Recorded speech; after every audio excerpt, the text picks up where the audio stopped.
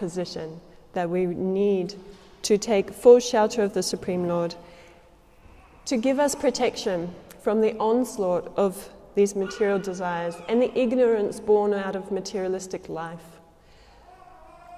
This is what the appearance of the Lord does. The appearance of the Lord gives abhayam, it gives fearlessness. And this is Prahlad Maharaj's mood. Yes, he's completely fearless. So following in the footsteps of Prahlad Maharaj, we can pray to the Lord, please kindly appear in my heart, in my life, and give me fearlessness so that I can face this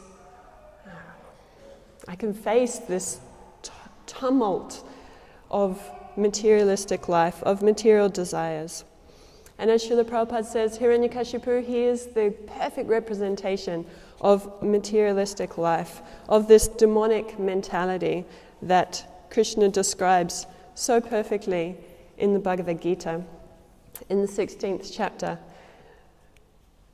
We can think of Hiranyakashipu. The demoniac person thinks, so much wealth do I have today, and I will gain more according to my schemes. So much is mine now, and it will increase in the future, more and more.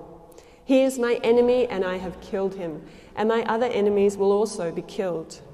I am the Lord of everything. I am the enjoyer. I am perfect, powerful, and happy.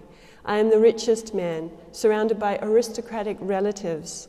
There is none so powerful and happy as I am. I shall perform sacrifices. I shall give some charity, and thus I shall rejoice. In this way, such persons are deluded by ignorance, Krishna says. And we can see that fully manifest in the personality of Hiranyakashipu. Yes? How he was so determined to be the most powerful person. He wanted everything for himself. So much do I have today, and more I will have tomorrow. So as we know, Hiranyakashipu, he was a very powerful personality, very powerful demon, with a lot of enmity and anger towards the Supreme Lord Vishnu for having killed his brother Hiranyaksha. Because of that anger towards the Lord, he wanted to be more powerful than even the Supreme Lord himself. He wanted to be able to kill Lord Vishnu.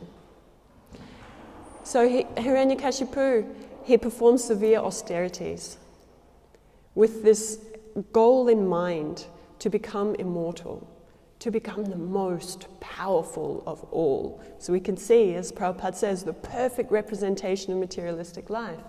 It's the perfect representation of this demonic mentality. So much is mine and so much more I will get. Yes.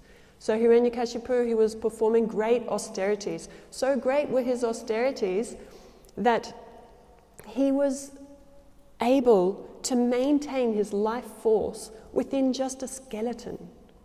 Yes, we see those beautiful pictures in Srimad Bhagavatam of Hiranyakashipu standing on his toes with his arms up to the sky, performing such austerities for so long that there was an anthill, the ants built an anthill around his body, ate every ounce of his flesh away. And yet he was able to maintain his life force within a skeleton. And the heat from his austerities was unbearable. All the upper planetary systems, the heat was just intense. That the demigods were afraid. And they asked Lord Brahma to help. Now, Hiranyakashipu is very intelligent also. He's not a silly person. Extremely intelligent person. So when Lord Brahma appeared and revitalized Hiranyakashipu's body and then said to Hiranyakashipu, I will give you a boon, I'll give you benedictions. Then Hiranyakashipu immediately, I want to become immortal. Yes? But even Lord Brahma said, I cannot grant you that because I'm not even immortal. I can't give you that. So Hiranyakashipu, using his vast intelligence, then thought, I'm going to trick Lord Brahma. I'm going to ask for benedictions in such a way that I'll become immortal anyway. So he asked for all of those benedictions, yes, that he may not be killed inside or outside, by any beast, by any man, by any weapon, by anything living or dead. He made this great presentation to Lord Brahma. And Lord Brahma kept saying, yes, I'll grant this, I'll grant this, I'll grant this. And so Hiranyakashipu was very happy. He thought, I've got it. I've got the benedictions that I need to become the most powerful, immortal personality. And yet, as we know, the Supreme Personality of Godhead can appear in any form, in any way, can get rid of any demon, while keeping all of the benedictions that Lord Brahma gave intact. And this is the wonderful appearance of Lord Nrsingadev. Why he appeared as half man, half lion. He's not a man, he's not a beast. He killed Hiranyakashipu with his nails, which are neither living nor dead, inside the doorway of the building, so neither outside or inside, at dusk, not at night time or in the morning time. He perfectly fulfilled every one of Lord Brahma's benedictions, and Hiranyakashipu was not expecting that at all. He was not expecting that was able to happen. So, because Hiranyakashipu was very enlivened by these benedictions, he terrorized the universe, as we read about in Srimad Bhagavatam. And the breaking point for Hiranyakashipu was when he terrorized his own exalted son, Prahlad Maharaj. And Prahlad Maharaj, such an exalted personality, that even within the womb, Srila Narada Muni, he knew this is a great personality. So when Hiranyakashipu was off performing austerities, the demigods tried to overrun Hiranyakashipu's territory, and they took Hiranyakashipu's wife Kayadu, who was pregnant. They took her under arrest. They were going to keep her until she gave birth to the child and then kill the child. But Srila Narada Muni came and he said, no, the soul within her womb is such an exalted personality. He's a pure devotee of the Supreme Personality of Godhead. And so Narada Muni took Kayadu under his own care in his own ashram and spoke to her about the process of devotional service, as Narada Muni constantly does. And yet, because she was very much disturbed, because her husband was away, their kingdom had been usurped, she was in a strange place, she was not able to actually take on that instruction. It says that she couldn't really remember it, even though she was hearing. However, Prahlad Maharaj within the womb, he was hearing with great attention. And from his very birth, from his very childhood, Prahlad Maharaj exhibited all the signs of a pure devotee. He had spontaneous devotion to the Supreme Personality of Godhead. So much so that even though his father tried to teach him in many ways how to become a great diplomat, a great leader, a great king, a great ruler, Prahlad Maharaj was not interested in those teachings. Even though he was a boy, a very young boy, describes in the Bhagavatam, he had no interest in just playing around. Yes. Very unusual for a child not to have interest in play. Prahlad Maharaj's mind was always fixed on the Supreme Personality of Godhead. It's described that because he was so surrendered to the Supreme Lord, he wasn't even aware of how his bodily necessities were being taken care of. Was he eating? Was he sleeping? He was not aware of any of this. He was simply immersed in Krishna consciousness, in meditation on the Supreme Lord, 100% of the time. And he was, as we hear in this verse, isn't wonderful? Prahlad Maharaj is praying for fearlessness to Lord Nrsingadev. Please grant us fearlessness. But look at his character. He is already fearless, yes? Because he has taken complete shelter of the lotus feet of the Lord. So Prahlad Maharaj, so fearless that even as a small child, when brought before his father, who is the most powerful demonic ruler, we can't underestimate Hiranyakashipu in any way. He was so powerful, so fearful. Even the great demigods were coming and giving offerings to Hiranyakashipu because he was so powerful. Lord Shiva, Lord Brahma, they were coming and making offerings to him. He was so powerful. Yet Prahlad, his 5-year-old son, when his father inquired from him, what is the best of all knowledge? What have you learned so far at school? Prahlad fearlessly stood before his father and said, the best thing that I have learned is that one should dedicate himself to the Supreme Personality of Godhead. It's quite amazing, actually. Prahlad says, let me see. Oh, I'm not there. Oh, thank you. When Prahlad comes before Hiranyakashipu for the first time, this happens a few times.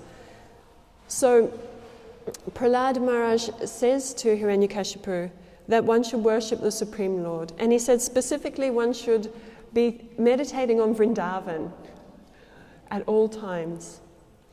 And Hiranyakashipu, what is his first response? He laughs. He just laughs. And what is this childish, gibberish nonsense? What is this? And then he says to the teachers, Shanda and Amarka, teach him properly. You protect my son. He was concerned. Maybe there are Vaishnavas in disguise who are coming into the school and polluting his intelligence. You protect him. Take care of him properly. And so they took him back to the school, Shanda and Amarka, and tried to teach him with renewed vigor, teaching him these same principles. Diplomacy, politics. They're really trying to hammer it into Prahlad. And yet, Prahlad's consciousness is always pure. He was not affected by this at all. Did the sound go off? Or is it fine? Sounds like it just stopped. So after some time, they present Prahlad back to Hiranyakashipu. And Hiranyakashipu, it's described in the Bhagavatam, in the 7th canto of Bhagavatam, he lifts Prahlad up onto his lap. There are affectionate tears running down from his eyes. He smells Prahlad's head. He's very loving, actually, towards his child. But his enmity towards Lord Vishnu is stronger. So it overrides his affection for his child. So when he again asks Prahlad, what is the best thing? What is the highest knowledge that you have learned? Prahlad starts to explain the 9 processes of devotional service. And at that, Hiranyakashipu, he chastises the teachers very severely. Shanda and Amarka are afraid for their lives. And they try to convince Hiranyakashipu, it wasn't us. We have not taught him like this. He is a natural devotee. This is coming from within. It's not coming from us. And so when Hiranyakashipu was convinced of that fact, that's when he turned to his demoniac followers and said, kill him. Take him away and kill him. He has sided with the enemy. Take him away from me. Oh, that's beautiful. And then we know how much Prahlad was harassed. He was, what was he subjected to? And yet he remained fearless in the face of all of these harassments, being put into a pot of boiling oil, thrown into a pit of snakes, trampled under elephants, thrown off the top of mountains, tried to be pierced by these sharp instruments that the Rakshasas were surrounding him. And yet Prahlad was fearless and completely under the protection of the Supreme Lord. When this news gets back to Hiranyakashipu, that they cannot kill Prahlad, what happens to Hiranyakashipu? He becomes afraid. He actually becomes scared of his own son. What is this power? How is he so powerful? But because he is still so angry, when Prahlad again is before his father is roaring in anger. Prahlad, we can just meditate on Prahlad's consciousness. How does he do this? He stands before this embodiment of anger. He stands before him and says, "My dear Father, please give up your demonic mentality." Completely fearless, because he has taken complete shelter of the Supreme Lord. Hiranyakashipu is roaring at him. "How dare you defy me like this? How dare you say that someone else is more powerful than me?" He says to Prahlad that, "Where have you gotten this power to defy me? And nobody defies me. When my eyelids flutter, everybody runs away in fear, and yet you stand before me fearless. How is this possible?" And Prahlad, always wanting the best for his father, he says to his father, "The source of my strength is the same as yours. The source of all strength," as we're hearing in the verse today, the power of the power. The source of all strength is the Supreme Personality of Godhead. Hiranyakashipu is so infuriated at Prahlad's fixed Krishna consciousness. He is so angry. And he challenges Prahlad, "Now, today, this is it. I have had enough of you. I am going to kill you with my own hands. Let me see your God come here to protect you. I want to see it." And he challenges Prahlad, "You say your God is everywhere. Why is he not here? Why is he not here right before me now? Is he here? Is he here in this pillar?" And Prahlad calmly says to his father, "Yes, Father, he is here. He is in that pillar. He is everywhere." And Hiranyakashipu, in great anger, as we know, he strikes the pillar. And then from within the pillar comes a sound that has never been heard before. And this sound is the appearance of the Lord. Yes, we know in so many ways the Lord appears first by sound. There's this sound, and this sound is intense. And Hiranyakashipu is searching around for the source of the sound. The pillar begins to crack, and out comes this beautiful, fearsome form of Lord Nrsingadev. And Hiranyakashipu, he's confused at first. He's thinking, "What is this? Is this a trick from Lord Vishnu, trying to somehow make up some creature that can kill me? Who can fight with me?" And then, as we know, the great battle occurs between Lord Nrsingadev and Hiranyakashipu. And it's described in great detail in the Bhagavatam, and it's very beautiful how the Supreme Lord appears to fulfill the determination of his devotee, to fulfill the word of Prahlad Maharaj that yes, he is present everywhere, to answer Prahlad's complete dependence on the Supreme Lord. Then the Lord appears. And he appeared in such a wonderful form, never been seen before, it says in the Bhagavatam. So after Hiranyakashipu was slain, then the demigods tried to pacify the Lord. They were afraid. They had never seen this form of the Lord before. And who was able to pacify the Lord? Prahlad. A small child, completely fearless, offered beautiful prayers to the Supreme Personality of Godhead. So this is a very wonderful day for all devotees, yes, that we can meditate on so many parts of this pastime, so many parts of the Lord's appearance, and get so much inspiration. Prahlad Maharaj's character, his complete devotion, his fearlessness, his surrender, the Lord's love for his devotee, that he appeared in such a wonderful way, just to protect Prahlad, to fulfill Prahlad's word, because Prahlad is such a surrendered devotee.